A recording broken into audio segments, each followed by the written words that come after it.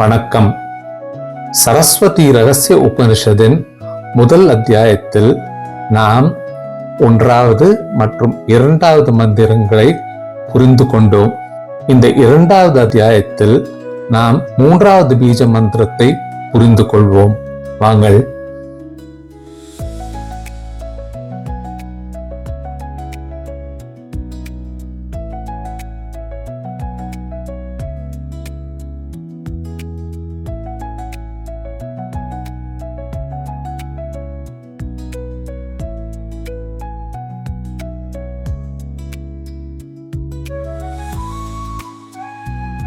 पावकाना इति मन्त्रस्य मधुच्छन्द ऋषिः गायत्री छन्दः सरस्वती देवता श्रीमिति बीजशक्ति कीलकम्.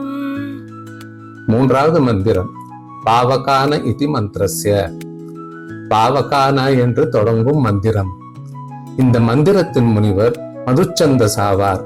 இது காயத்ரி சந்தத்தில் உள்ளது. இந்த மந்திரத்தில் சரஸ்வதி தேவதை வழிபடப்படுகிறாள். ஸ்ரீம் என்பது பீஜம், சக்தி மற்றும் கீலகமாக செயல்படுகிறது. வாங்கள் இப்போது 3வது மந்திரத்தின் ஆழமான அர்த்தத்தை ஆராயுவோம். இதன் சூழல் மற்றும் அமைப்பு. பீஜ மந்திரம் ஸ்ரீம் படைப்பு மற்றும் மங்களகரமான ஆற்றலுடன் தொடர்புடையது. இதை பாடுவது வாழ்க்கையில் வெற்றி, நல்லிணக்கம் மற்றும் ஞானத்தை வெளிப்படுத்த சரஸ்வதியின் அருளை பெறுகிறது. மந்திரம் சரஸ்வதி தேவிக்கு அர்ப்பணிக்கப்பட்டது. அவள் ஞானம், அறிவு, பேச்சு, உணர்வு ஓட்டம் ஆகியவற்றின் உருவகம். சரஸ்வதியின் சக்தியை பிரபஞ்ச சக்தியாக இந்த வசனம் விவரிக்கிறது. இது அறியாமையை சுத்தப்படுத்துகிறது, புத்திசாலித்தனத்தை வழங்குகிறது மற்றும் ஆன்மீக புரிதலை மேம்படுத்துகிறது. இந்த மந்திரத்தை உணர்ந்த முனிவர் மதுச்சந்தர் ஆவார். மனுச்சந்தர் தெய்வீக நுண்ணறிவால் ஒளிரும் அறிவாற்றலை குறிக்கிறது. இந்த வார்த்தைகள் தெய்வீக வெளிப்பாடு என்று அவரது சங்கம் வலியுறுத்துகிறது. காயத்ரி சந்தம். காயத்ரி என்பது ஒளி மற்றும் தெய்வீக வழிகாட்டுதலுடன் தொடர்புடைய ஒரு மரியாதைக்குரிய வேத சந்தம். மந்திரத்தின் சந்தம் சிந்தனை, பேச்சு மற்றும் செயலை உலகளாவிய ஆற்றலுடன் ஒத்திசைக்க அதன் தாள சக்தியை குறிக்கிறது. தேவதை சரஸ்வதி. சரஸ்வதி கற்றல், படைப்பாற்றல் மற்றும் தூய்மை ஆகியவற்றின் ஆற்றலை குறிக்கிறது. உண்மையையும் ஞானத்தையும் தேடுபவர்களுக்கு அவள் வழிகாட்டும் சக்தி. விதை ஆற்றல் ஸ்ரீம். ஸ்ரீம் என்பது மிகுதி, மங்களம் மற்றும் ஆன்மீக வளர்ச்சியுடன் தொடர்புடைய ஒரு விதை மந்திரமாகும். இது சரஸ்வதியின் ஆற்றலை பொருள் மற்றும் ஆன்மீகம் ஆகிய இரண்டிலும் செழிப்பை வழங்க உதவுகிறது. கீலகா அதாவது திறவுகோல், தெய்வீக அருளை திறத்தல். மந்திரத்தின் சக்தியை திறப்பதை திறவுகோல் குறிக்கிறது. பயிற்சியாளருக்கு அதன் முழு ஆற்றலை வெளிப்படுத்துகிறது. பீஜ மந்திரத்தின் ஒவ்வொரு எழுத்தின் முக்கியத்துவம். பீஜ மந்திரம் ஸ்ரீம் ஆழ்ந்த குறியீட்டை கொண்டுள்ளது. ஏனெனில் மந்திரத்தில் உள்ள ஒவ்வொரு ஒலியும் அல்லது எழுத்து ஆன்மீக மற்றும் மனோதத்துவ முக்கியத்துவத்தை கொண்டுள்ளது. ஸ்ரீம் என்ற மந்திரம் பாரம்பரியமாக லக்ஷ்மி தேவி மற்றும் அவளது மங்களம், செழிப்பு மற்றும் தெய்வீக கருணை ஆகியவற்றுடன் தொடர்புடையது. இருப்பினும் சரஸ்வதி ரகசிய உபனிஷத்தின் சூழலில் இது சரஸ்வதியின் பண்புகளுடன் இணைந்ததாக மறுவிளக்கம் செய்யப்படுகிறது. சரஸ்வதியின் அம்சத்தை ஆன்மீக செல்வத்தை வழங்கும் சக்தியாக, அதாவது தெய்வீக ஆற்றல் வலியுறுத்துகிறது. இப்பொழுது ஒவ்வொரு அக்ஷரத்தின் அடையாளத்தையும் பார்ப்போம். ச தெய்வீக மங்களம், நேர்த்தி மற்றும் அழகு ஆகியவற்றை குறிக்கிறது. பேச்சு அதாவது வாக் மற்றும் சிந்தனை இரண்டிலும் செம்மையின் தெய்வமாக சரஸ்வதியின் அம்சத்தை அடையாளப்படுத்துகிறது. ஞானத்தின் தூய்மையுடன் அதாவது சுத்த வித்யா இணைக்கிறது. ரா இயக்கம், ஆற்றல் மற்றும் அக்னி ஆகியவற்றை குறிக்கிறது. இது அறியாமையை அகற்றி அறிவின் ஒளியை பற்ற வைக்கிறது. தபஸ் அதாவது ஆன்மீக முயற்சி மூலம் புத்தியின் வெளிச்சத்தை அடையாளப்படுத்துகிறது. தேடுபவரின் வாழ்க்கையில் ஞானத்தின் ஓட்டத்தை வலியுறுத்துகிறது. நீளமான உயிரெழுத்து சரஸ்வதியின் ஞானத்தின் பாயும், விரிவடையும் மற்றும் வளர்க்கும் ஆற்றலை குறிக்கிறது. இது அறிவின் முடிவற்ற தன்மையையும் தேடுபவர் அணுகக்கூடிய ஆன்மீக அருளையும் குறிக்கிறது. நாசியிடப்பட்ட முடிவான ஒலி மந்திரத்தை அண்டத்தின் உயர் எல்லையற்ற அதிர்வுகளுடன் இணைக்கிறது. இது அனைத்து அதிர்வுகளின் உச்சகட்டத்தை ஒரு ஒற்றை ஒருங்கிணைக்கப்பட்ட தெய்வீக யதார்த்தமாக பிரதிபலிக்கிறது, அதாவது பிரம்மனின் குறி. இது அமைதியின் விதை மற்றும் தியான உறிஞ்சுதலுக்கான நுழைவாயிலாகும். தேடுபவரின் ஆத்மாவில் அனைத்து அம்சங்களையும் ஒன்றிணைக்கிறது, தனிப்பட்ட நனவை உலகளாவிய நனவுடன் இணைக்கிறது. ஸ்ரீம் மந்திரத்தை தியானிப்பது மனம், பேச்சு மற்றும் இதயத்தை சரஸ்வதியின் உயர் அதிர்வுகளுடன் சீரமைக்கிறது. தெளிவு, பேச்சுத்திறன் மற்றும் சுய உணர்த்தல் ஆகியவற்றை வளர்க்கிறது. கற்றல் மற்றும் சுய அறிவு ஆகியவற்றில் உள்ள தடைகளை நீக்க சரஸ்வதியின் அருளை பெறுவதாக கூறப்படுகிறது. மந்திரத்தில் உள்ள சின்னங்கள். நெருப்பு அதாவது பாவக.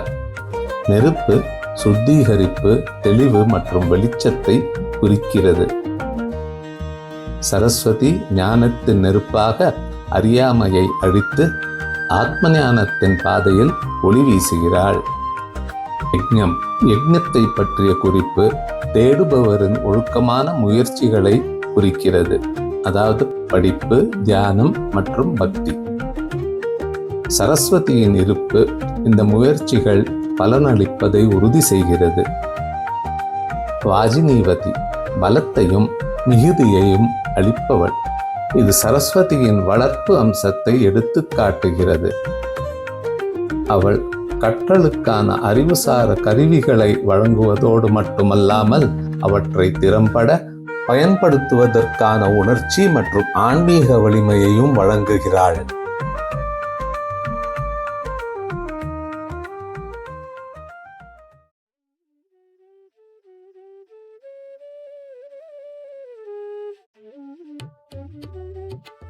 சரஸ்வதி உபனிஷதத்தில் உள்ள பீஜ மந்திரம் பற்றி விரிவாக ஆராய்ந்தோம்.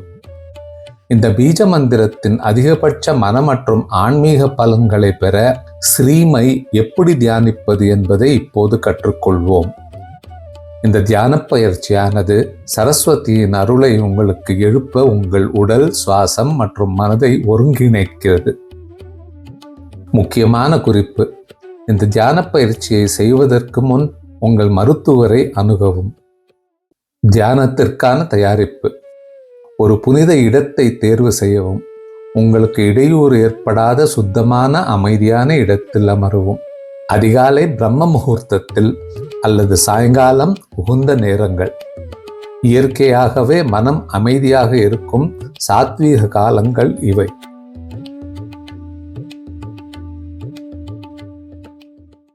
தோரணை அதாவது ஆசனம். பத்மாசனம் அல்லது எளிதான சுகாசனம் போன்ற தியான தோரணையில் அமரவும். ஆசனம் வசதியாக இருக்க வேண்டும் மற்றும் அசௌகரியம் அல்லது வலியை ஏற்படுத்தக்கூடாது. நாற்காலியில் அமர்ந்தாலும் பரவாயில்லை. முக்கியமான விஷயம் என்னவென்றால் தலை, கழுத்து மற்றும் முதுகெலும்பு ஒரு நேர்கோட்டில் இருக்க வேண்டும் மற்றும் முதுகெலும்பு நிமிர்ந்து இருக்க வேண்டும். கவனம் பொருள்: சரஸ்வதி தேவியின் உருவம் அல்லது எந்திரத்தை உங்கள் முன் வைக்கவும், அல்லது ஒரு வெள்ளை தாமரையின் மீது அமர்ந்து அவளது வீணையை கையில் பிடித்து கொண்டு அவளது ஒளிரும் வடிவத்தை காட்சிப்படுத்தவும். மனதை மையப்படுத்துதல். பிராணாயாமம் அதாவது மூச்சு ஒழுங்குமுறை. உங்கள் கண்களை மூடிக்கொண்டு உங்கள் சுவாசத்தில் கவனம் செலுத்துங்கள். மூக்கின் வழியாக 4 எண்ணிக்கைகள் ஆழமாக உள்ளிழுத்து 4 எண்ணிக்கைகள் பிடித்து 6 எண்ணிக்கைக்கு மெதுவாக மூச்சை வெளியே விடவும். உங்கள் மனதை அமைதிப்படுத்தவும் உங்கள் விழிப்புணர்வை மையப்படுத்தவும் இந்த சுழற்சியை 5 to 7 முறை செய்யவும். சங்கல்பம்.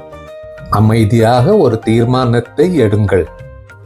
என்னுள் ஞானம், சொற்பொழிவு மற்றும் தெய்வீக அருளை எழுப்ப சரஸ்வதி தேவியின் ஆசீர்வாதத்தை நான் வேண்டிக் கொள்கிறேன். இந்த பயிற்சி என்னை பிரம்மத்தை உணர வழிவகுக்கட்டும். மந்திரத்தை ஜபிப்பது. முதலில் குரல் மந்திரம். மெதுவான மற்றும் எதிரொலிக்கும் தோணியில் ஸ்ரீம் மந்திரத்தை உரக்க உச்சரிப்பதன் மூலம் தொடங்கவும்.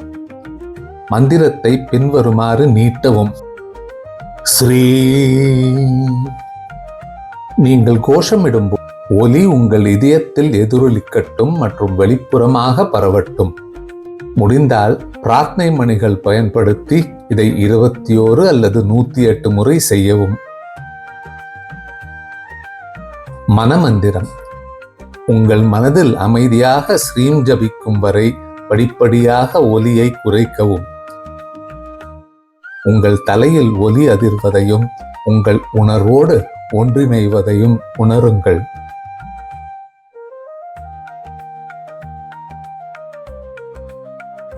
ஜபிக்கும் போது பின்வருவனவற்றை காட்சிப்படுத்தவும். உங்கள் இதயத்தில் உள்ள ஸ்ரீம் என்ற எழுத்திலிருந்து வெளிப்படும் கதிரியக்க வெள்ளை அல்லது தங்க ஒளியை காட்சிப்படுத்துங்கள். இந்த ஒளி வெளிப்புறமாக விரிவடைந்து உங்கள் உடலை நிரப்பி உங்களை சுற்றிலும் கவனம் செலுத்துங்கள். சரஸ்வதியின் தெய்வீக ஆற்றலுடன் உங்களை இணைக்கும் இந்த ஒளியை அனுபவியுங்கள். இந்த ஒளி உங்கள் மனதிலிருந்து இருள், அறியாமை மற்றும் சந்தேகங்களை நீக்குகிறது என்று கற்பனை செய்து பாருங்கள்.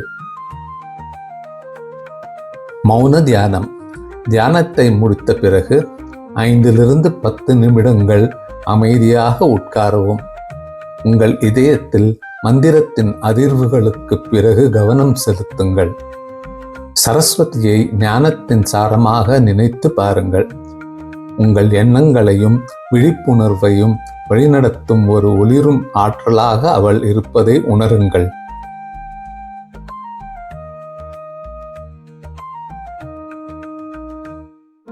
எண்ணங்கள் எழுந்தால் மெதுவாக உங்கள் கவனத்தை ஸ்ரீம் என்ற ஒலி மற்றும் உங்களுக்குள் இருக்கும் ஒளியின் மீது திருப்புங்கள்.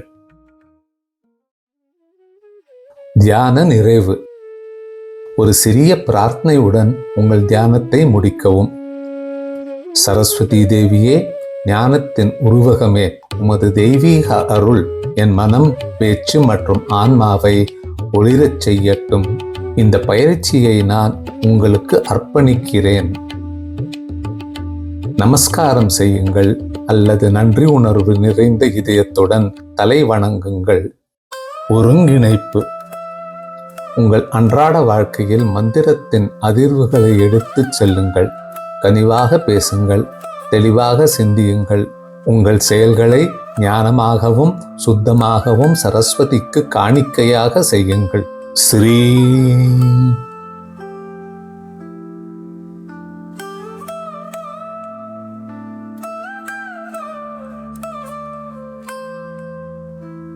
முக்கிய குறிப்புகள். நிலைத்தன்மை. இணைப்பை ஆழப்படுத்த 21 அல்லது 40 நாட்களுக்கு தினமும் பயிற்சி செய்யுங்கள். வளிமண்டலம். உங்கள் பயிற்சியின் புனிதத்தை அதிகரிக்க தூபம், சிறிய விளக்கு அல்லது மென்மையான இசையை பயன்படுத்தவும். உதாரணமாக வீணை அல்லது மந்திரத்தை உச்சரித்தல்.